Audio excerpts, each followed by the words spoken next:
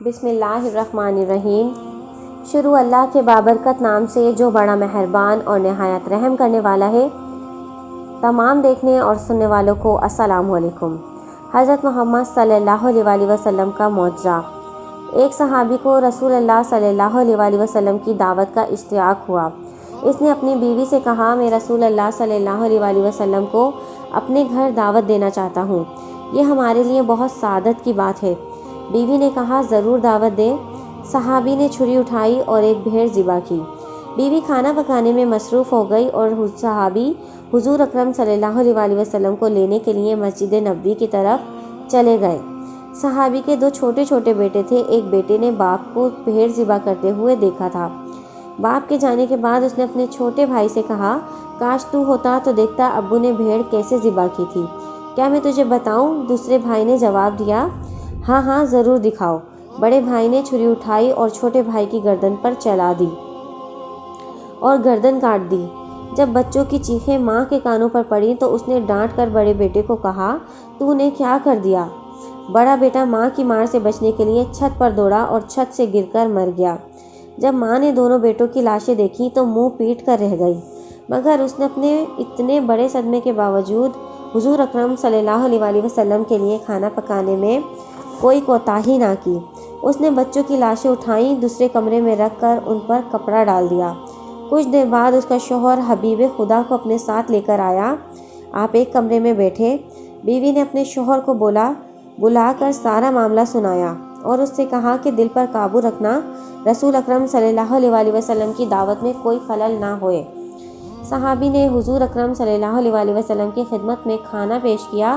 ابھی حضور صلی اللہ علیہ وآلہ وسلم نے ایک لقمہ توڑا ہی تھا کہ حضرت جبرائیل علیہ السلام نازل ہوئے اور ہو کر انہوں نے کہا کہ آپ اپنے میزبان سے کہیں کہ میں اس وقت تک کھانا نہیں کھاؤں گا جب تک تیرے بیٹے یہاں آ کر نہ بیٹھیں گے۔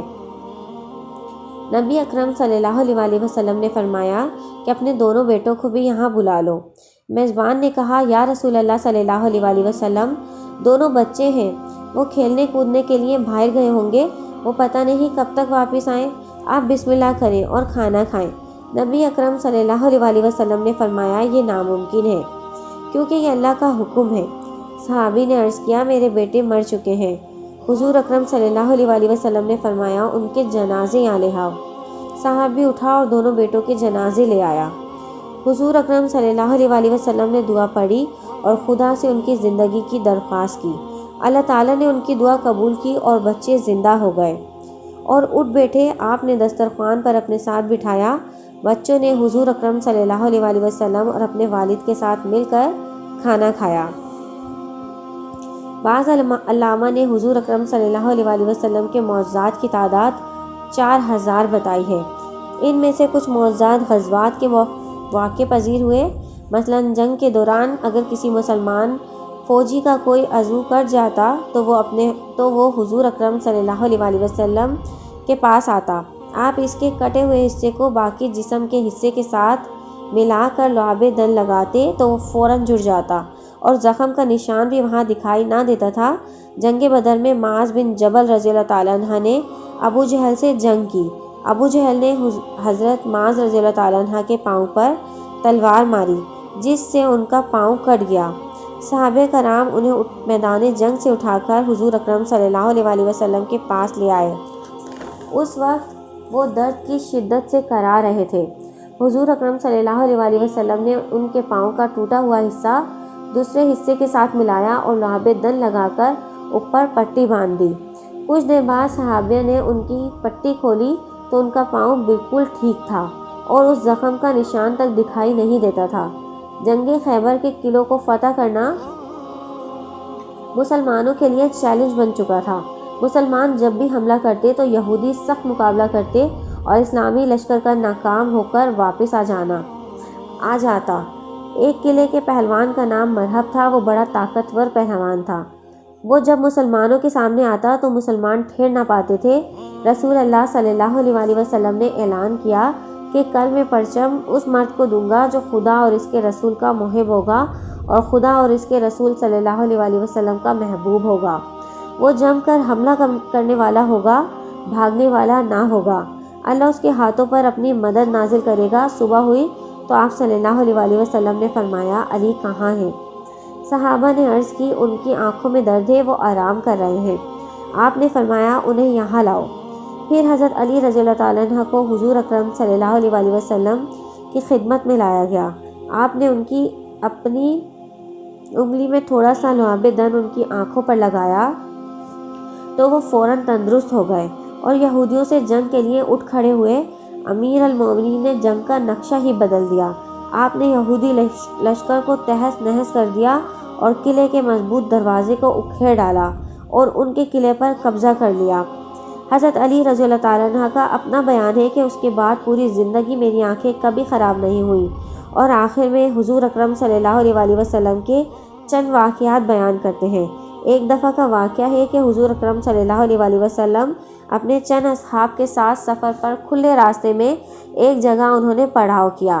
ان کے پاس کھانے کے لیے ایک بکری تھی۔ صحابہ میں سے ایک نے کہا میں اسے ذبح کروں گا، دوسرے نے کہا میں اس کی کھال اتاروں گا، تیسرے نے کہا میں اس کا سالن تیار کروں گا۔ نبی اکرم صلی اللہ علیہ وسلم نے فرمایا میں لکڑیاں اکٹھی کروں گا اور آگ جلاؤں گا۔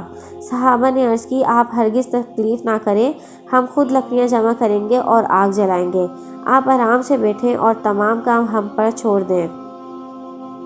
حضور اکرم صلی اللہ علیہ وسلم نے فرمایا میں تم پر سے اپنے لیے کوئی برتری اور فوقیت پیدا نہیں کرنا چاہتا، میں کسی پر بوجھ بننا پسند نہیں کرتا۔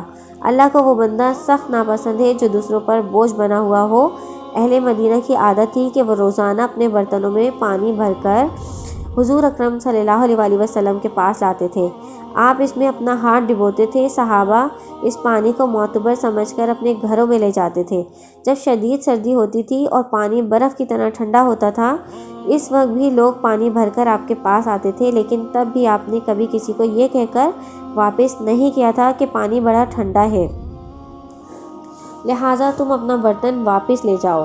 روایات میں آتا ہے کہ ایک کنیز نے رسول اکرم صلی اللہ علیہ وسلم سے عرض کیا کہ میرا مالک مجھ سے بدسلوکی سے پیش آتا ہے، لہٰذا آپ میرے ساتھ چلیں اور اس سے کہیں کہ وہ مجھ سے بدسلوکی کا رویہ نہ رکھے۔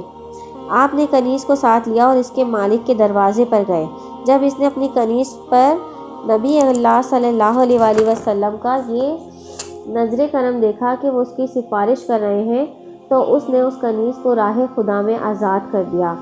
حضرت علی رضی اللہ تعالیٰ عنہ کا بیان ہے کہ حضور اکرم صلی اللہ علیہ وسلم نے فرمایا جو بھی مسلم جماعت کی خدمت کرے تو جماعت میں جتنے بھی افراد ہیں ان کی تعداد کے برابر اللہ تعالیٰ جنت میں اسے خادم عطا کرے گا۔ امید ہے یہ واقعہ آپ کو پسند آیا ہو۔ اگر آپ کو پسند آیا ہے تو پلیز میرے چینل کو لائک، شیئر اینڈ سبسکرائب۔ اپنے دوستوں کے ساتھ یہ واقعہ لازمی شیئر کریں۔ Thanks for watching. اللہ حافظ۔